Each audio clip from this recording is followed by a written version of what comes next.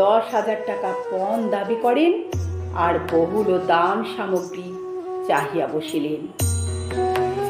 রায়বাহাদুর বললেন, 10,000 টাকা আর দান সামগ্রী আর কন্যা বিদায়ের জন্য গহনাপাতি যা কিছু দেওয়ার তা নিশ্চয় আর আপনাকে বলতে হবে না।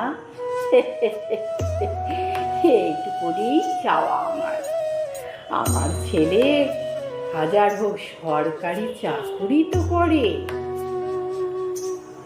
রামসুন্দর কিছু মাত্র বিবেচনা না করিয়াই বললেন, আগে হ্যাঁ হ্যাঁ, আপনার কথা মতোই সব কিছু হবে। যতই হোক সরকারি চাকুরি পাত্র, এমন পাত্র তো হাত ছাড়া করা যায় না। তুমি